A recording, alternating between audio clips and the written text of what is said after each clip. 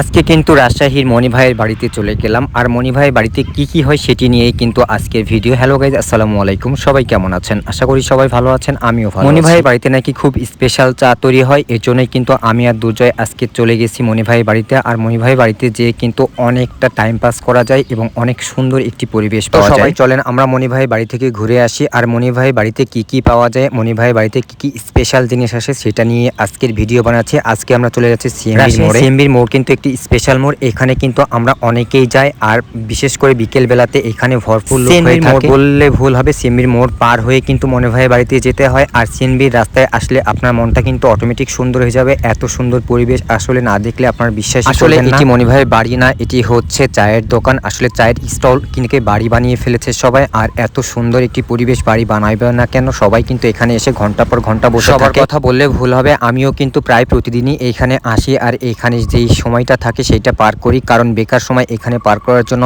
অনেক সুন্দর একটি জায়গা। গরমের সময় কিন্তু এত সুন্দর ঠান্ডা পরিবেশ অন্য কোথাও পাবেন না। এখানে আসলে আপনার মনে হবে যে অনেক সুন্দর একটি জায়গায় চলে আসছেন। আপনার কোনো এসি লাগবে না, কারণ এত গরমের মধ্যে মানুষ কিন্তু এখানে এসে শান্তি পায়। এখানে আসার পরে ঘন্টার পর ঘন্টা কোন দিক দিয়ে পার হয়ে যায় সেটা কিন্তু আমরা বুঝতে পারি না। এই জন্য বিশেষ করে এই টাইমটায় এখানে আমরা আসি। সকল চা স্টল কিন্তু অনেক সুন্দর এবং অনেক মনোরম পরিবেশ। যারা ফাঁকা সময় কাটাতে চান বা বেকার সময় কাটাতে চান তারা কিন্তু এখানে চলে আসতে পারেন। আর পাশেই কিন্তু কাবাব হাউস আছে, এখানে আসলে কিন্তু আরো সুন্দর পরিবেশ। কিন্তু কেন জানি আজকে এটা বন্ধ আছে, এখানে মনে হয় পরিষ্কারের কাজ চলছে, এই জন্য আজকে এটি বন্ধ আছে। এটার ভিতরে আমি যেতে পারলাম না, কিন্তু আমার মনটা অনেক খারাপ হয়ে গেল, কারণ ভিতরে গেলে অনেক সুন্দর একটি পরিবেশ দেখাইতে পারতাম আপনাদের। আর এই রাস্তায় আসলে কিন্তু আপনাকে মনে চাইবে না যে বাড়িতে যাই, কারণ এখানে থাকতে আপনার অনেক ভালো লাগবে। একটা গল্প বলা যাক, আমার এক বস ছিলেন, তিনি কিন্তু রাজশাহীতে আসেন মাঝে মধ্যে। তিনি এসে বলেছেন এত সুন্দর একটা শহরে তোমরা থাকো, এখানে যদি আমি থাকতে পারতাম আমার ভাগ্যকে সৌভাগ্য মনে। এই জন্য বলি রাজশাহীতে যারা থাকেন তারা কিন্তু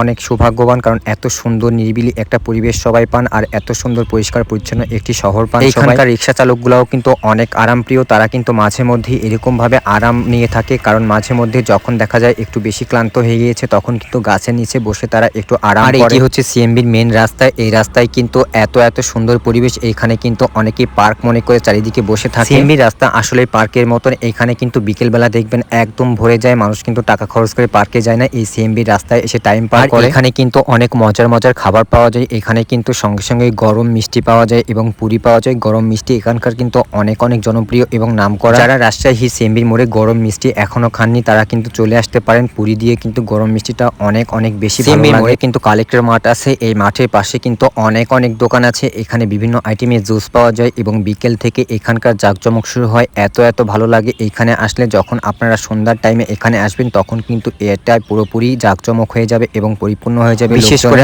আমার কিন্তু বিকেল টাইম আসা হয় না, কারণ এই টাইমটা একটু ফ্রি থাকি, এই জন্য দুপুর টাইমে চলে আসি। আর দুপুর টাইমে আসলেও কিন্তু মনটা ভালো লাগে, কারণ এখানে অনেক লোকজন থাকে এবং নিরিবিলি পরিবেশ একটি পাওয়া যায়। ভালো থাকবেন, আসসালামু আলাইকুম।